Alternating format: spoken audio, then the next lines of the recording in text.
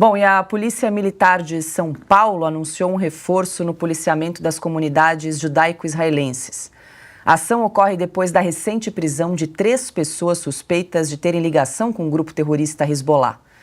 2 indivíduos foram detidos em São Paulo e outro no Rio de Janeiro, na Operação Trapiche da Polícia Federal, para investigar o recrutamento de brasileiros para a prática de atos extremistas. De acordo com dados da Confederação Israelita do Brasil e da Federação Israelita do Estado de São Paulo, houve um aumento de 961% nas denúncias de preconceito, hostilidade e discriminação contra judeus no último mês, em comparação com o mesmo período do ano anterior. Outro dado alarmante aí, esse aumento do antissemitismo no Brasil, né, desde o ataque covarde do Hamas a Israel no último dia 7 de outubro. Paula, vamos à sua manchete. A Polícia Militar do Estado de São Paulo tem que aumentar a segurança de comunidades judaicas aqui no Brasil, porque pressente tem já sinais de um temor que elas possam ser atacadas. Isso é a Alemanha nazista, antes da guerra, durante a guerra. Isso é a Europa com medo dos nazistas e o avanço, desde a ocupação francesa, enfim, essas coisas todas. Só que nós estamos em 2023. De novo, vamos lá. 2023, neste país em que você não tinha este tipo de problema. Eu me lembro que uma vez, vou relatar aqui uma conversa que tive com o então presidente, já ex-presidente Fernando Henrique Cardoso, e dizia a ele, presidente, por que o senhor acha que aqui um problema internacional dessa monta não chega? E ele falava, bom, mas é o sincretismo brasileiro, religioso no Brasil, e dava uma série de explicações. Isso foi talvez, acho que em 2015 ou 2014, alguma coisa assim, essa conversa. Hoje, nós estamos vendo agora a Polícia Militar tomando uma ação efetiva, prática de aumentar a segurança para que pessoas, porque eles têm direitos de brasileiros, moram aqui, alguns são brasileiros, embora sejam descendentes de israelenses, têm a religião judaica, professem a religião judaica, neste momento podem ser vítimas de atentados. Nós estamos falando do Brasil em 2023. É um cenário nazista da Alemanha de 1937, 38, 39, por aí vai, do século passado. Silvio? Olha, a medida é positiva, evidentemente. É preciso reforçar a segurança mesmo. Agora, de quem será a responsabilidade se algo acontecer com a comunidade judaica no Brasil? É claro que nós desejamos que nada, absolutamente nada aconteça no nosso território. Mas a responsabilidade começa com o presidente da República, Luiz Inácio Lula da Silva, que chamou o Estado Constituído de Israel de terrorista e de genocidas. E também do PT, e também do PCO, e também de outras siglas que fazem manifestação. Tenho dificuldade até para chamar de manifestação em plena luz do dia na Avenida Paulista a favor dos terroristas do Hamas, que matam, sequestram, estupram homens, mulheres, crianças, bebês e barbaridade pode parar por aqui na nossa descrição. Portanto, a responsabilidade é de quem endossa, a responsabilidade é de quem tenta equiparar, de quem busca o impossível, que é a equidade entre a civilização e a barbárie. A equidade entre um Estado que está defendendo a sua existência, lutando pela sua segunda independência, que é Israel, e vai vencer esta guerra, contra o banho de sangue, contra os sanguinários do Hamas. Portanto, talvez o presidente da República devesse refletir um pouquinho quando ele chama um Estado de terrorista, quando ele chama o povo judeu de genocida. Agora são 18 horas 11 minutos e você que está nos acompanhando também pode participar aqui de Oeste Sem Filtro. É só mandar para o nosso WhatsApp um vídeo de até 30 segundos na horizontal com a sua mensagem. Não esqueça de falar o seu nome e a cidade de onde você nos acompanha.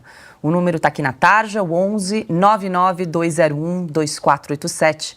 A gente está aqui aguardando o seu contato. Bom, agora a gente vai falar um pouquinho de economia, que é claro, Augusto, diga lá. É o seguinte, o que fizeram os israelenses para merecer esse tipo de proteção? Qual é a culpa deles? Por que alguém pode atacar Israel aqui, a não ser pelo ódio que gera que é o ódio gerado por organizações como o Hamas. Eu responsabilizo diretamente o presidente da República e o ministro da Justiça por qualquer dano físico, moral, por qualquer tipo de ataque a um israelense aqui no Brasil. Como é que a gente podia imaginar que ouviríamos aqui manifestações semelhantes às ocorridas na Alemanha durante a ascensão do nazismo? Sim. É igualzinho. O que faz o Supremo Tribunal Federal, que se mete em tudo, e agora se omite como se nada estivesse acontecendo? Não há manifestações de ódio, não há gabinetes de ódio, não há ninguém sob ataque, só qualquer coisa que lembre Israel. Né? Só pessoas com um sobrenome que denuncia o que para Hitler era o responsável por todos os problemas do mundo e, portanto, devia ser morto. 6 milhões morreram.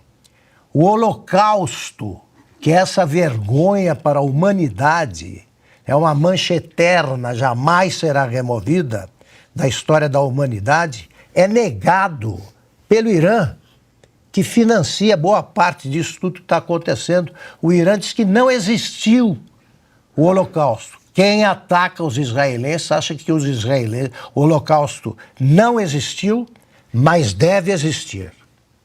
Mas deve existir.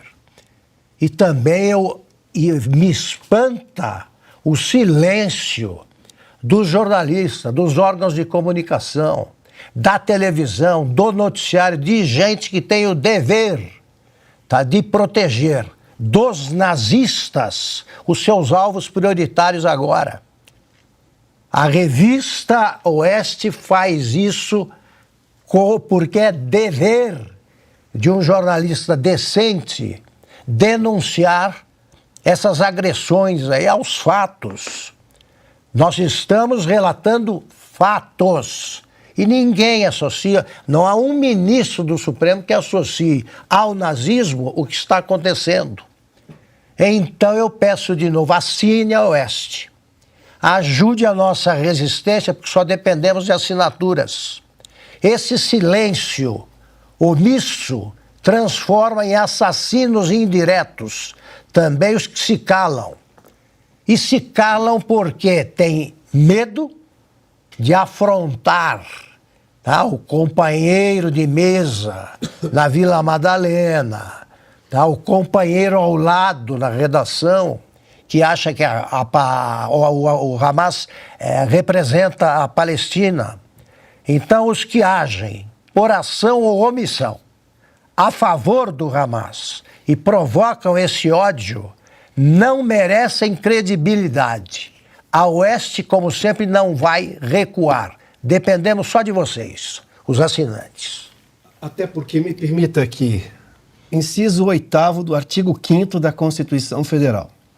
Ninguém será privado de direitos por motivo de crença religiosa. O ir e vir dessas pessoas já está comprometido. Perfeito. Há um temor. Isso é um direito fundamental. Aliás, o artigo 5º é cláusula pétrea, tá? Não dá para reformá-lo. E aí nós estamos fazendo aqui uma menção, acho que Silvio fez menção outro dia, né? Cadê a Procuradoria-Geral da República? Não é aqui que tem que provocar o Supremo? O Supremo não vai dizer agora que só age se for provocado?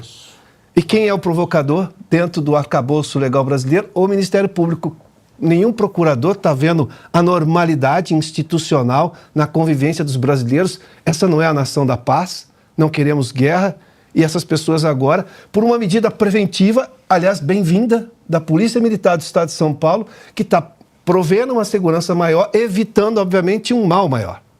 Mas cadê a provocação do Ministério Público ao Supremo para se manifestar sobre isso? Isso aqui é perseguição étnica. É intolerância religiosa, é afronta ao artigo 5º da Constituição, bom, que o Supremo já deixou de levar em conta há muito tempo pela lógica da liberdade de expressão. Mas vamos lá, cadê o Ministério Público? O Silvio falou disso esses dias aqui. Ele tem que provocar o Supremo, porque o Supremo vai alegar que não fui provocado. Como se o Supremo brasileiro precisasse disso. Ocasião. Às vezes ele alega que o Legislativo é omisso e aí ele age. Mas eu vou tomar pelo valor de face, eu vou ser generoso com o Supremo Tribunal Federal. Então, eu estou esperando que o Ministério Público se manifeste. Algum procurador já fez alguma coisa em relação a isso? Porque nós estamos vendo manifestações de intolerância religiosa, de perseguição étnica, de perseguição a judeus.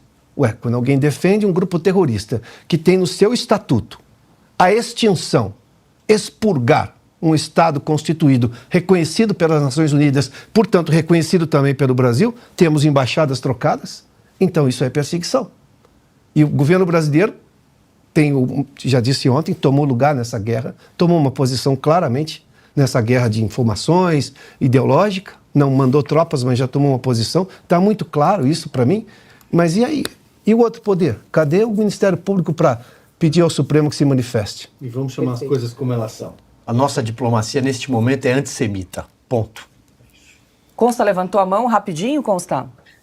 Rapidinho, só para lembrar que nada disso, infelizmente, é novidade. O Hezbollah já atua no Brasil pelo menos vários anos aí, né? Atentado terrorista na Argentina, teve um bem conhecido.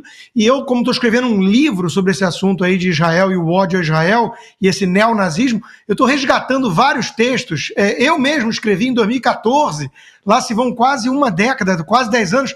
Olha, a história se repete, é impressionante. A única coisa que mudou, para concordar com o mestre Augusto, é que a imprensa está ainda pior. Naquela época já tinha uma imprensa com um baita viés ali, anti-Israel e tudo mais, mas tinha um ou outro jornalista que falava do país dos petralhas, que denunciava essa ligação da esquerda radical com a turma terrorista islâmica, e hoje eles estão daquele lado também. Então a única coisa que aconteceu é que a velha imprensa inteira debandou para aquele lado, só restou mesmo a resistência aqui do Oeste. Então eu faço coro ao mestre Augusto que assinem a Oeste.